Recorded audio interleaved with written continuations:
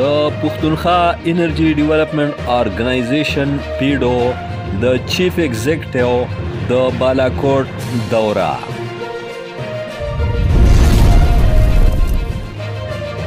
بالاکوټ هایډرو پاور پراجیکټ د صوبایي حکومت فلیګ شپ منصوبه ده.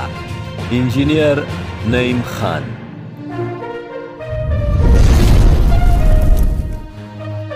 د منصوبې نه به د کال 15 ارب روپۍ ګټه ترلاسه کیږي.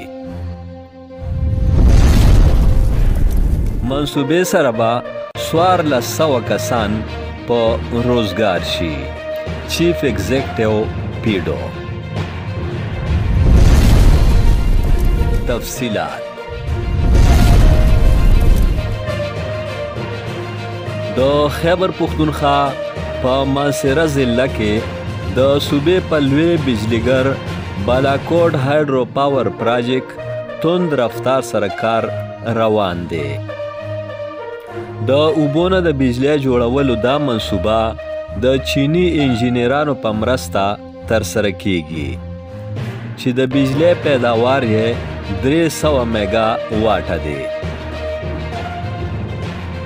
د منصوبې مکمل کېدو سره به صوبې ته د کال 15 ارب روپۍ ګټه ترلاسه کیږي.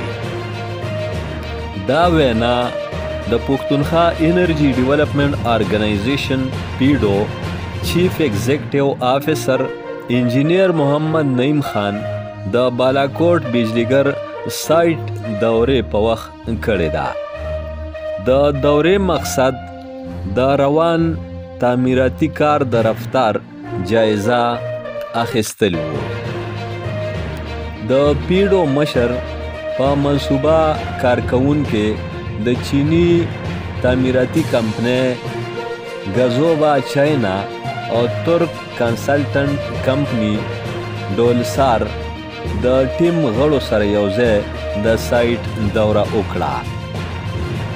په دغه موقع د چیف ایگزیکټیو افیسر په مشرۍ کې یوه غونډه هم وشوه. د بالاکوټ هایډرو پاور پراجیکټ ډایریکټر عزیز رضا، ډیپټي پراجیکټ ډایریکټر آصف خان او د ډیپټي ډایریکټر انجینیر محمد زبیر خان په شمول نور متعلقه واکمنان په غونډه کې موجود وو. د پیډو چیف ایگزیکټیو انجینیر محمد نعیم خان وویل چې بالاکوټ بجلیګر یو فلیګ شپ منصوبه ده چې راتلونکو 7 کلونو کې به د ایشیایي ترقیاتي بینک او ایشیا انفراسټرکچر انویسټمنټ بینک په مالی مرسته مکمل کولی شي. د دې منصوبې مکمل کېدو سره به 1400 کسانو ته روزګار په لاس ورشي.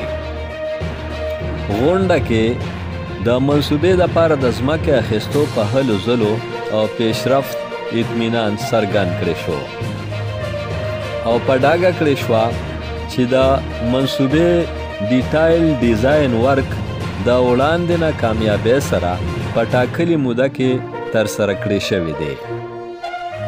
په دې موقع سی ای او ته د منصوبې د ټنل او کالونۍ د روان کار په هکله معلومات ورکړی شول. د پیډو مشر اړونده ټیکهدار، کنسلټنټ او پراجیکټ ډایریکټرانو ته د منصوبې د ډیم سایټ د کار نور تیزولو او توندولو هدایات جاری کړل. د پیډو مشر انجینیر محمد نعیم خان د منصوبې د کالونۍ دوره هم وکړه، چېرته چې د اونې په نالولو د شجرکارۍ یا بوټو کرلو پرانسته وکړه. امجد علي خادم، پښتونخوا ټي وي، پیښور.